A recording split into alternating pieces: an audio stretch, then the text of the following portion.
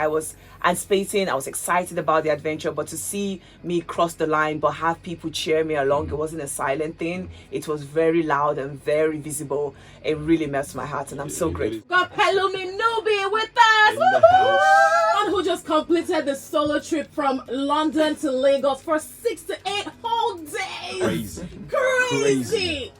How are you? That's the question. How on earth are you? How are you feeling? Honestly, it's been a roller coaster. Just the joy and excitement of adventure. First of all, thank you so much for having me on the show. It's an absolute pleasure to be here and to talk to everyone.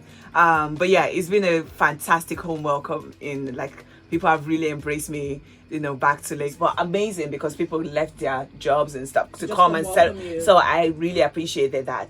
But crossing Seme border, I'm seeing people. I broke down crying. I'm just like, I never expected it, as we love to say. Like, it is home. And it felt like home straight away. Like, I was anticipating, I was excited about the adventure, but to see me cross the line but have people cheer me along, it wasn't a silent thing. It was very loud and very visible. It really melts my heart, and I'm so grateful. Put in your mind, it wasn't the driving wasn't physical. It was trainers to the body, but it was more in the mind. And really just making up your mind. I always tell people that's the first step. The moment you can think it, you can do it. So really just knowing that I've thought about this adventure. I'm going to do 10 billion. I don't have it. You don't worry. Don't worry. It's coming. It's coming. The fact you can even think, maybe go bigger. You never know. I like you. Let me count. But was there any points? But there was points. There was the car accident whereby literally I was in the middle of nowhere. We heard of that. That happened at Ivory Coast. I didn't speak the language. It was just a tragic occasion to happen, and just being able to navigate that. And in those moments, you're not close to your loved ones. I'm in danger, literally, and just having to be like, oh. But then that's where number one, the experience I've had on the road. That's where God comes into place. That's where really just where does self-reliance now become, in a way, or self-resilience. And that is what solo travel or traveling by yourself teaches you over time. That I've navigated difficult situations in the past, I'm going to do fine this time around. So you can really extrapolate those experiences over and over again. So yeah, show your parents that you have almost the receipt that you can actually take care of yourself. You'll be safe. And that starts with trying smaller trips. Go to your neighboring city, do one adventure over the weekend. You don't need a grand adventure across the world before you start to travel. And just by strengthening this and understand how your parents think too as well. Are they logical thinker whereby they need to see your itinerary and you have actually set things out? Are they more emotional where they feel safe if you're staying with a friend,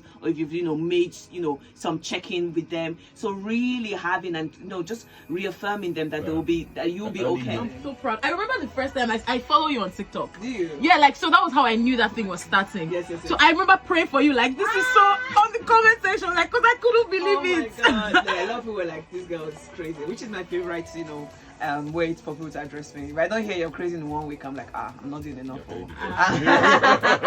I'm playing it too safe. I'm playing it too safe. No, like you need to.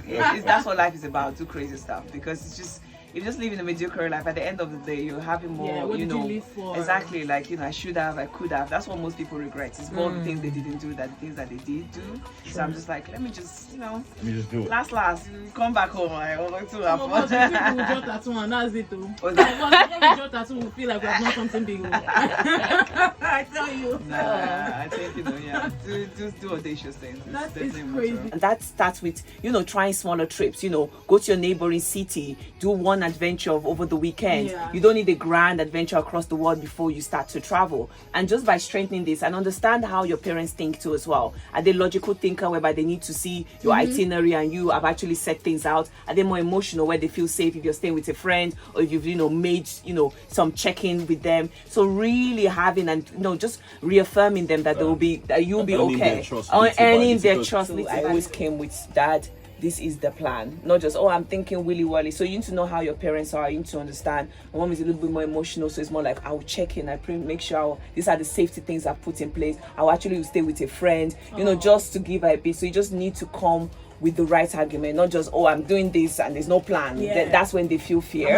Exactly, like I don't know. It's not like that. You need to reassure them. They're honestly just concerned for your safety and not trying to do harm. They are your parents. They want to see you thrive. So you just need to see how they think and what can you do to prove yourself. So it was, starting with Europe, starting with this, and they saw that, she went and she came back. She did this and she came back home. She was safe. So when I came with this, almost like, okay, we She has trust done you it again before, yeah. to do this because you've done it before. So if I say I'm going to Mars next week, I'm sure they'll be like, No, awesome. that one. No. I decided. But that ambassadorship title, though, we already established at the beginning that you didn't think the reception was going to be this big. Yeah, big. But now that you have such an important role, because I feel like Lagos, Nigeria generally, is like we're not taking our tourism as seriously as we should. Not Like we at have all. so much So potential. much. So now that you've been given something this big, do you have any plans yet? Honestly, this has always been in the plan in terms of showcasing Africa as a whole. But you know, charity begins at home, and it's been a honor to be given such a title. It is. And it's not just for me, it's not just title. You actually have to put action behind it.